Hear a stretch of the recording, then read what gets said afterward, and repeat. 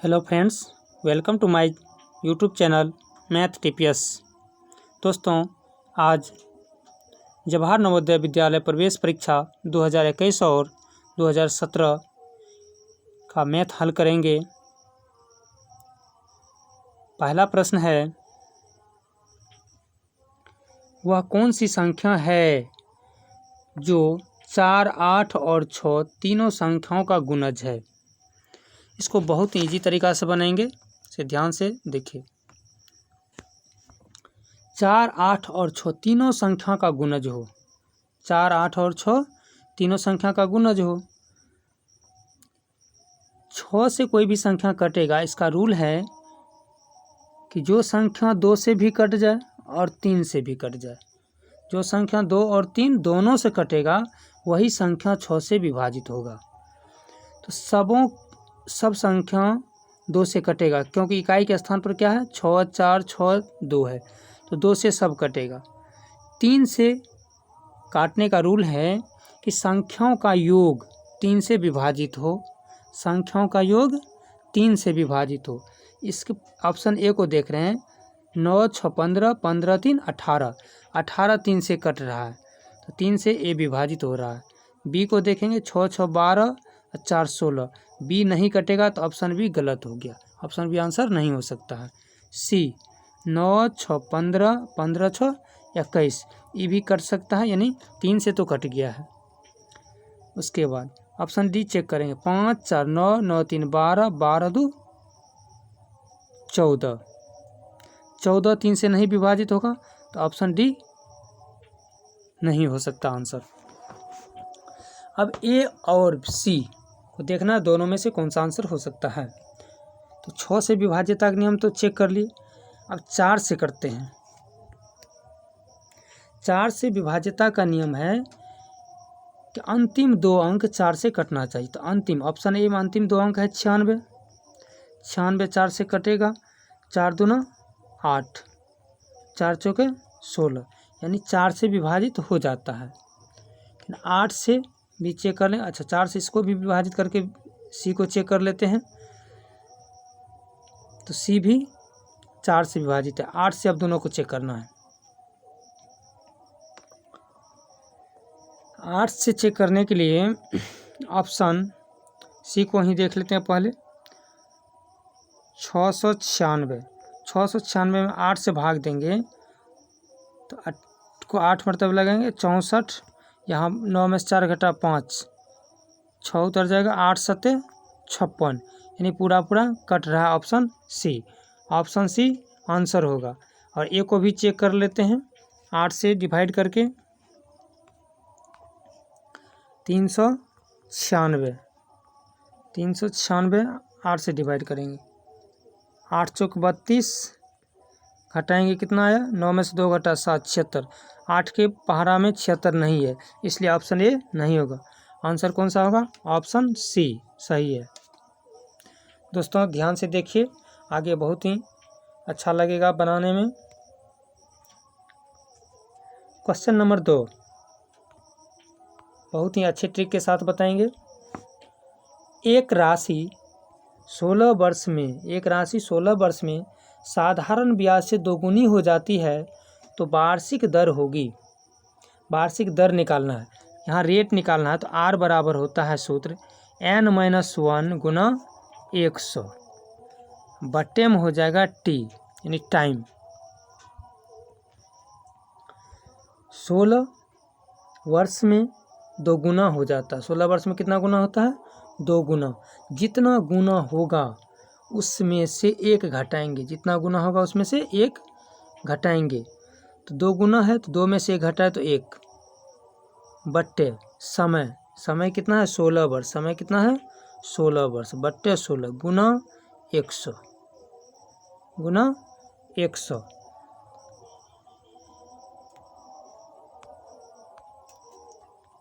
तो 1/16 गुना 100, 4 चौके 16, 25 चौके 100। अब 25 में 4 से भागा देते हैं, 4 छाके 24, 1 बच गया। इसको लिखेंगे कितना, सबसे पहले भागफल को लिखते हैं। तो 6 पूर्णांक, उसके बाद ऊपर में शेष को लिखते हैं और बट्टे में भाजक को लिखते हैं। इतना प्रतिशत उत्तर होगा। 6.1/4% उत्तर होगा। क्वेश्चन नंबर 3, यदि एक समकोण त्रिभुज की दो लंब भुजाएं 5 सेंटीमीटर तथा 12 सेंटीमीटर 5 सेंटीमीटर तथा 12 सेंटीमीटर है तो इस त्रिभुज का परिमाप है। परिमाप ज्ञात करना है। बहुत से विद्यार्थी इस सवाल में गलती किया था, इसे अच्छा से सीखिए। यदि एक समकोण त्रिभुज की दो लंबवत भुजाएं, तो दो लंबवत भुजा बनाना है। एक लंबवत भुजा हो गया वर्टिकल लाइन, दूसरा लंबवत भुजा हो जाएगा हॉरिजॉन्टल लाइन, जिसको कहते हैं क्षैतिज रेखा। ये हो गया ऊर्ध्वाधर रेखा और ये क्षैतिज रेखा। अब यहाँ समकोण त्रिभुज बनाएंगे तो दोनों को मिला दिए, यहाँ 90 डिग्री कोण बनता है। ए बी सी, ये त्रिभुज बन गया। दो लंबवत भुजा, तो पहली लंबवत भुजा हो गया 5 सेंटीमीटर और दूसरा 12 सेंटीमीटर, दूसरा 12 सेंटीमीटर। यहाँ से कर्ण निकालेंगे, यहाँ से कर्ण निकालेंगे। एक सूत्र होता है कर्ण बराबर रूट अंदर लंब स्क्वायर प्लस आधार स्क्वायर, लंब स्क्वायर प्लस आधार स्क्वायर, आधार स्क्वायर। लंब कितना है 5, तो 5 का वर्ग करेंगे। 5 का वर्ग कितना होता है 5 25 प्लस 12 का वर्ग, 12 को 12 से गुना कर देंगे 144, 12 को 12 से गुना करेंगे 144, दोनों को जोड़ेंगे रूट अंदर हो जाएगा 169, 169 का वर्ग मूल 13, 169 का वर्गमूल 13।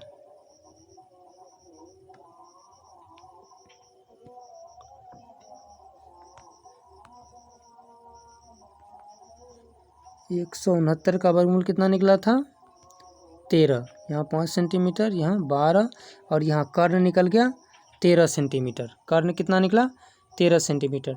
अब प्रश्न कह रहा है त्रिभुज का परिमाप ज्ञात करें। तो त्रिभुज का परिमाप क्या होगा, तीनों भुजाओं का योग। त्रिभुज का परिमाप क्या होता है, तीनों भुजाओं का योग।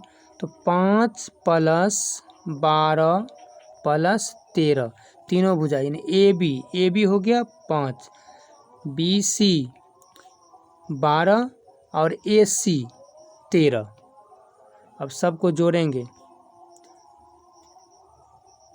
13 12 25 और 25 5 30 सेंटीमीटर उत्तर होगा।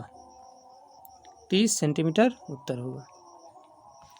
प्रश्न संख्या 4, एक वस्तु 7,500 रुपया में खरीदी जाती है और 8,400 रुपया में बेची जाती है।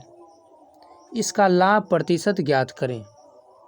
इसका लाभ प्रतिशत ज्ञात करें। सीपी कितना दिया है 7,500, सीपी कितना दिया है, और एसपी 8,400। यहाँ से लाभ निकाल लेंगे, प्रॉफिट। सीपी हो गया selling price, cost price, CP cost price और एसपी सेलिंग प्राइस। प्रॉफिट यानी लाभ कितना, दोनों को घटा लेंगे। 8400 में से 7500 घटाएंगे तो 900 आएगा आंसर नहीं आएगा अभी। लाभ निकल गया 900। अब लाभ प्रतिशत ज्ञात करना है। तो लाभ प्रतिशत का सूत्र होता है लाभ गुना 100 बट्टे सीपी, लाभ गुना 100 बट्टे सीपी। लाभ गुना 100 बटे सीपी। लाभ कितना निकला था 900, लाभ कितना निकला था 900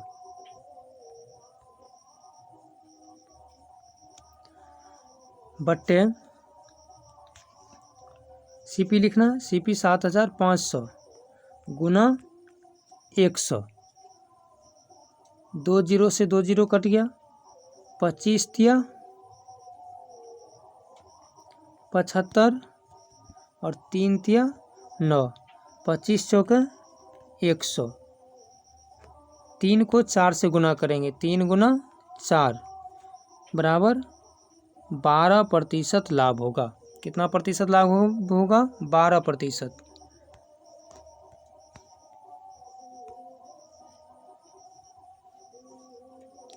प्रश्न संख्या 5, प्रथम 4 अभाज्य संख्याओं का योगफल क्या होगा?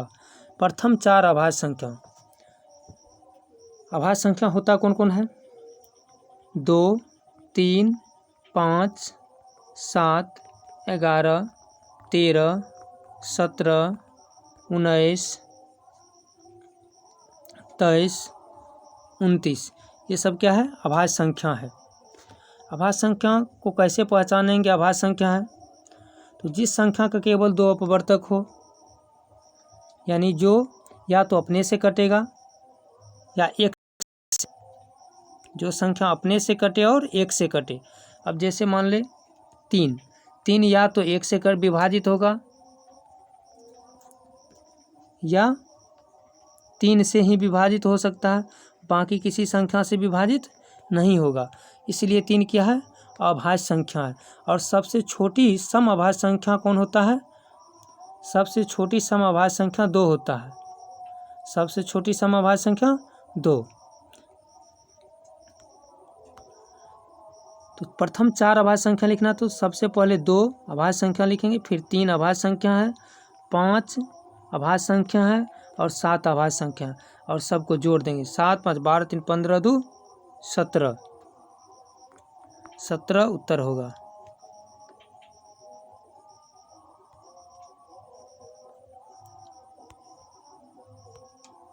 प्रश्न संख्या 6, 3 के प्रथम 10 गुणजों का योग ज्ञात करें।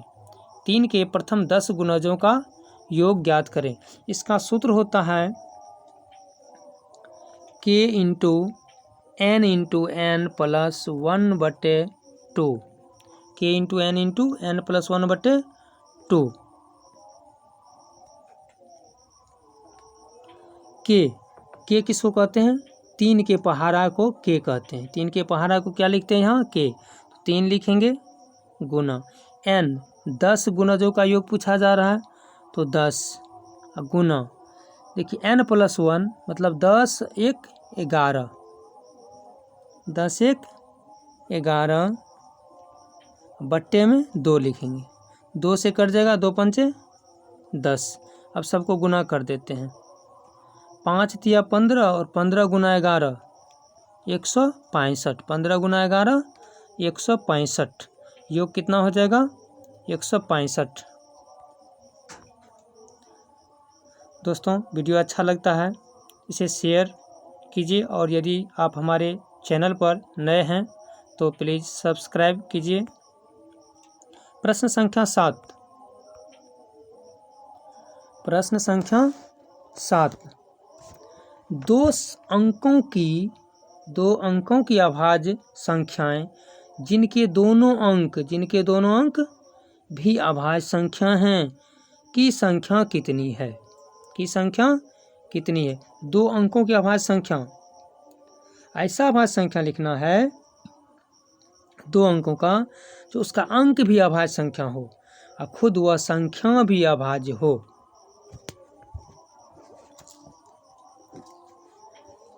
दो अंकों को लिखना है तो 11, देखिए समझने के लिए हम थोड़ा विस्तार कर रहे हैं। 11, 13, 17, 19। इसमें एक अभाज्य संख्या तो नहीं है, इसलिए 11, 13, 17, 19 नहीं लिखना है। तो 19 तक क्लियर हो गया कि ऐसा अभाज्य संख्या नहीं है जिनके दोनों अंक अभाज्य संख्या है। अब 23 अभाज्य संख्या है। 29, 31,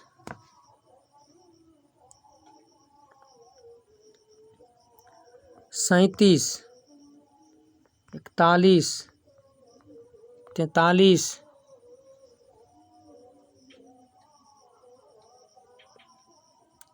47,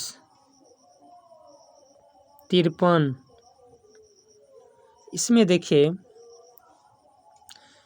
47 नहीं होगा, इसलिए नहीं होगा कि एक भाज्य संख्या है और दूसरा अभाज्य है। 41 नहीं होगा क्योंकि एक भाज्य है और दूसरा अभाज्य है। 43 नहीं होगा, एक भाज्य और एक अभाज्य है। 31 नहीं होगा क्योंकि एक अभाज्य संख्या नहीं है।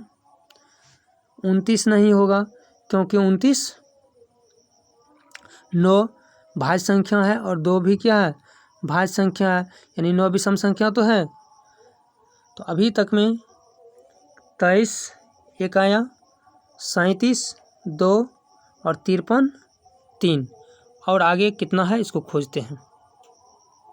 23 37 53, 23 37 53,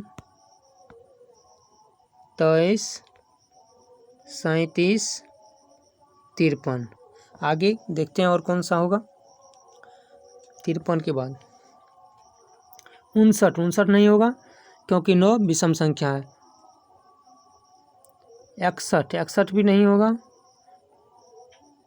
67 में 6 सम संख्या इसलिए 67 भी नहीं होगा।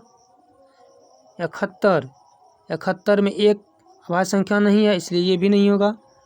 73 में 73 होगा क्योंकि दोनों अभाज्य संख्या है। तो कौन कौन सा आंसर हुआ। 23 37 53 73, यानी कुल संख्या 4 है। 2 अंकों की बाकी और 73 के आगे कोई भी संख्या नहीं है जो दोनों स्थान पर अभाज्य ही हो। तो 2 अंकों की अभाज्य संख्या है जिनके दोनों अंक भी अभाज्य संख्या है की संख्या कितनी है, तो 4 है। 21 दूसरा हो गया, 37 तीसरा, 53 चौथा, 73।